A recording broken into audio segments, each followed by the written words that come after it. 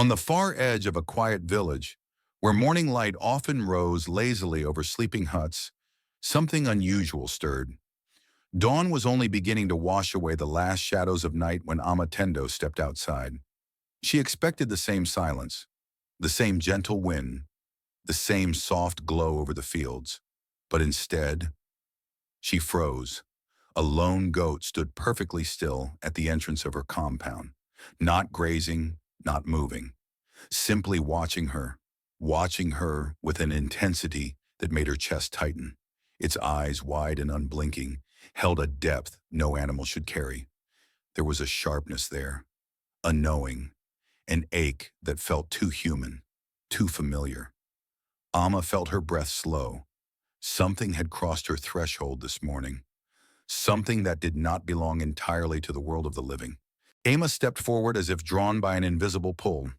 The goat remained unmoving, its front hooves planted firmly in the dust, its head lifted with eerie dignity. As she approached, morning mist curled around its legs like cautious fingers. Then she saw it, the strip of cloth tied loosely around its neck. A faded brown pattern, frayed at the edges, softened by time. Her heart dropped. She knew that cloth. It belonged to Kwame, her husband. The cloth he wrapped around his wrist every single day. The cloth the elders placed with him at burial. Amma felt her skin prickle. The villagers who gathered nearby whispered in fear. Some crossed themselves. Some backed away completely. Some refused to look. Because the goat's eyes, those sorrowful, human eyes, seemed to hold pain that only a broken soul could carry. The goat remained silent, still, heavy with unspoken meaning. Its gaze drifted away from Amma, slowly turning toward the forest path. Its head moved with such delicate intention that Amma felt her breath catch. That path, that narrow trail of earth and shadows, was the same path Kwame walked the night he disappeared. A cold wind swept through the village, stirring dried leaves into uneasy motion. It carried with it a scent Amma hadn't smelled since the night she lost him. The sharp, metallic smell of damp earth disturbed by struggle. Her hands trembled. Why this goat? Why this cloth? Why now? Her soul whispered a truth she wasn't ready to hear. This was no ordinary creature. This was a message. Before this haunting morning, Amma's life was woven into the gentle rhythm of Nsuom-Kese. The village awoke each day with soft sounds, wooden pestles pounding fufu, roosters crowing, laughter drifting between mud houses. Smoke curled from cooking fires like slow-moving spirits, scented with spices and fresh ground maize. Amma was often seen in the mornings tending her garden or weaving baskets dyed with earth-colored patterns. Despite hardship and loss in her early years, she carried a calm dignity. Kwame, her husband, brought warmth to every space he entered. His laughter echoed across the fields, his strength admired by all, his kindness unmatched. Children ran to him, elders trusted him, even strangers felt safe in his presence. Together, Amma and Kwame formed a bond the village saw as blessed. But blessings, like shadows, can be snatched away without warning. The night Kwame failed to return shattered the village's peace. Amma remembered waiting with a clay bowl of groundnut soup resting by the fire. She listened for his footsteps long after moonrise, but only silence came. Then fear. The men who searched the forest returned pale and shaken. They carried no body, only fragments. A sandal lying strangely on the path, earth torn apart as though a struggle took place. A faint smear of blood half-washed by rain.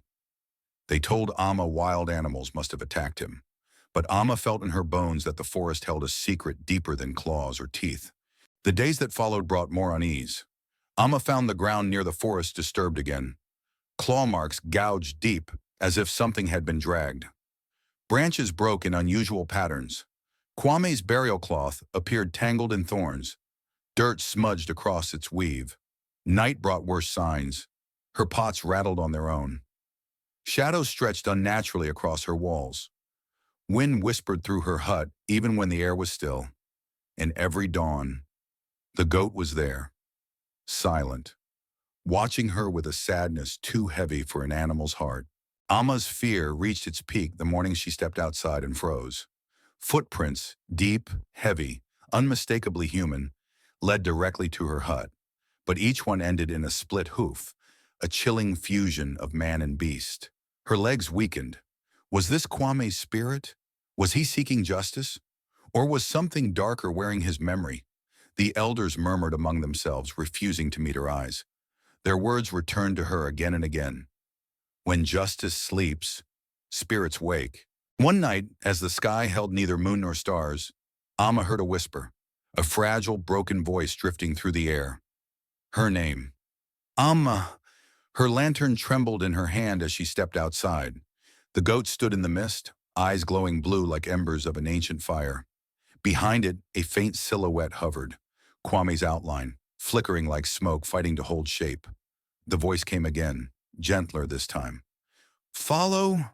Ama felt the world tilt beneath her feet, grief and fear intertwined, pulling her toward the path she once avoided. By dawn, Ama's resolve hardened. She stepped into the Aboma Forest, the goat following silently. The forest was unnaturally still. No birds, no insects, not even wind. The trees leaned as if listening. Ama found signs that made her breath shake. Clawed bark, overturned stones, and then the burned imprint of a hand. Kwame's hand. The trail led her to the forbidden Asumfuo Grounds, a place where villagers never dared go, a realm said to sit closest to the world of the dead. Ama inhaled deeply and stepped inside. The clearing was colder than the rest of the forest. Ama felt the hair on her arms rise as she approached the center. A shallow grave torn apart, soil scattered, bones pulled from their rest. Her voice cracked as she whispered his name. The air trembled. A low, rhythmic breathing echoed between the twisted trees. Something was there, not seen, but felt. Ama clutched her chest. The grave was not only disturbed, it was violated. Then a figure stepped out of the shadows. Ebo Mensa, Kwame's cousin. Sweat glistened on his forehead despite the cold. His eyes darted around like a trapped animal. With trembling lips, he confessed everything. The charms he practiced for wealth, the greed that took hold of him, the argument in the forest, the accidental blow, the rushed cover-up. Ama felt her world collapse. Ebo had buried the truth with Kwame. The goat, Kwame's restless spirit, had carried the truth all along. Ebo raised a talisman, trying desperately to bind Kwame's spirit again. The goat shook violently, its body contorting with agony, then fell silent. Then came a burst of blue fire, brilliant, blinding, alive. Kwame's spirit rose from the collapsing form, tall as a tree, glowing with fury, his outline flickering like flames fighting the wind. The forest bowed to his presence. Even Ama, in her grief, felt awed and terrified in equal measure. Kwame's spirit lifted Ebo into the air with invisible force. His voice roared through the clearing like ancient thunder. You buried me in lies. You fed darkness with your hands. Now the darkness claims you. And from the forest's edge, a second presence emerged. A shadow deeper than night, older than any name. It swallowed Ebo's spirit in one silent breath. Ama watched in horror. Retribution had awakened. Kwame turned to Ama.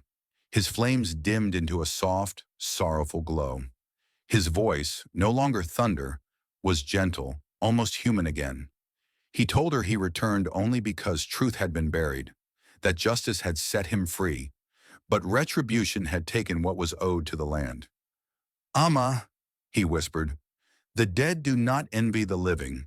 They only seek harmony. Walk in truth.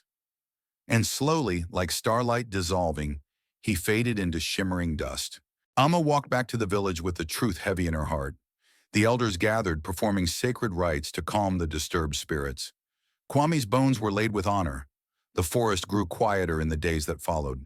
Even the wind seemed to sigh with relief.